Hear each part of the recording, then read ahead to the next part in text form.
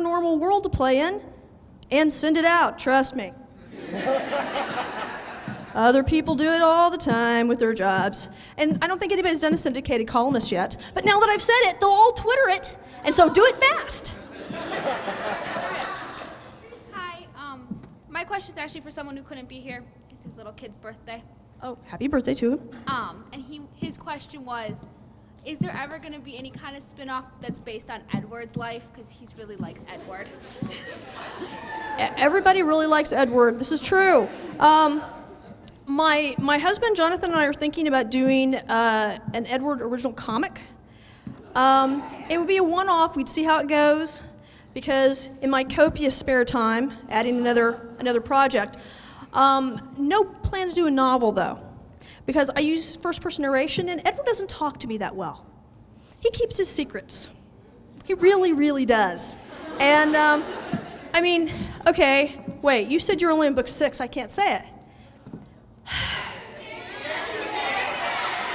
Well, okay, how many people have at least read to book 9, Obsidian Butterfly? Okay, you know the surprise. I did not know that particular surprise until 2 sentences before Anita knew that surprise. And I wrote that, and I knew it was coming. I went, oh my God, you're joking. And she went, oh my God, no. And so Edward has his own life. He does his own adventures. He does his own stuff. And he does not talk to me as directly. So maybe a comic, because I don't have to get as far into his head. But I can't see writing a novel because he keeps his secrets too close.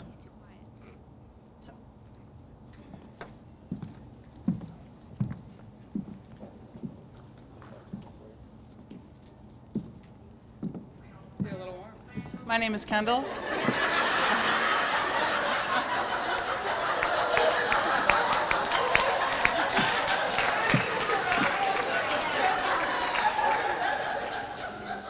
I'm sorry. Bring it.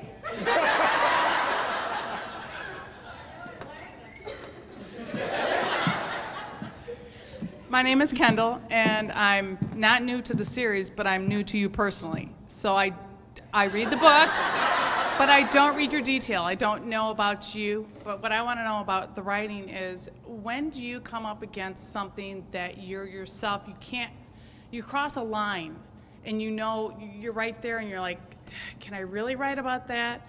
How many other people have you come across or up against where they go, you can't do that? Or they push you beyond something you think is okay to go that far in, that world.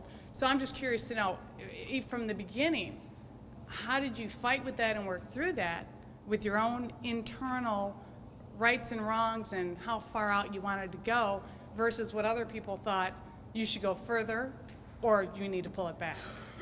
Well, interestingly enough, I have never had anybody that was in publishing who purchased my books ever tell me I'd gone too far. I keep waiting. I keep waiting for them to send a book back and go, oh, you can't do that. We can't publish that, but they don't.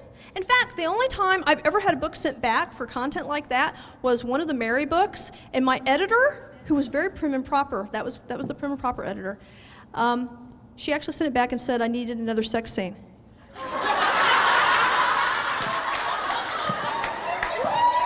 And I'm going, excuse me? This is the person who was uncomfortable a few weeks before discussing details. And now she wants me to put another, she says, well, I think you do. So you have her to thank for some of the sex in A Lick of Frost.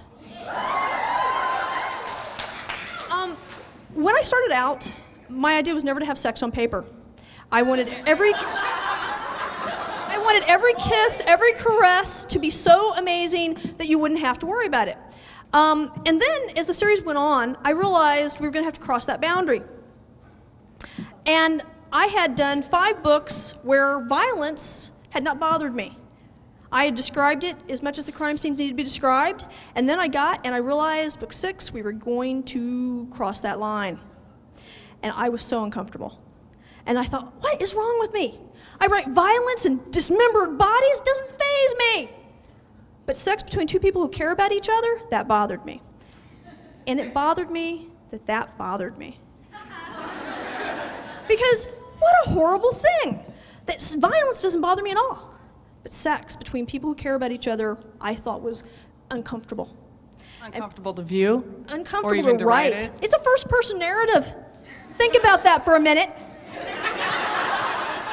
And not only that, but Jean-Claude has been a ladies' man for 400 plus 500 years, and my poor words must defend his honor.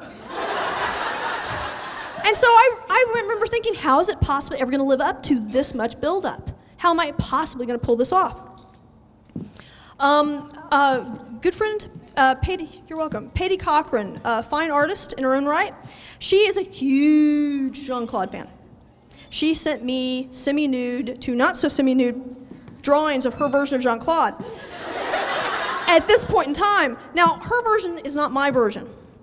And also, but she put one on the outside of an envelope with him nude, stepping out of dripping wet, and just a little cloth there. And I called her up and said, Patty, you're in New York, I'm in the Midwest, you're gonna get me arrested. And it being Patty, she said, I talked to the Postmaster General.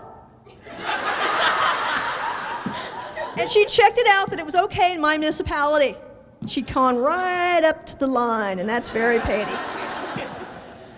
And you have her to thank for the bathtub scene because she kept sending me pictures of him wet. And so I thought, it's her fault, so I'll send it to her. I'll let her read it. So I emailed it back and forth with her. And she read it the first time, and she says, you can do better. She read it, I rewrote it. She read it the second time. She says, you can do better. She sent it back 3 times until I wrote it the last time, and she said, it's perfect. So you can thank Patty for it. That's why she's in the dedication of that book. One of the things that's been very interesting writing what I do is that I've had more reporters and everybody in this country tell me that they have problems with what I write because I'm a woman, writing a woman's viewpoint. And I've actually asked reporters, I said, if I was a man writing from a male viewpoint, you wouldn't have a trouble with this sexual content. And I've actually had reporters look me in the eye and go, no, we wouldn't. It's that I'm a woman and I write about women having sex and enjoying it. That is what bothers them. We have not come a long way, baby. We have so not. One person saw a quote that said, if we'd come such a long way, they wouldn't still be calling us baby. But since I call everybody baby, I really can't bitch. I'm Southern. The older I get, the more likely I am to do this, and it just gets worse.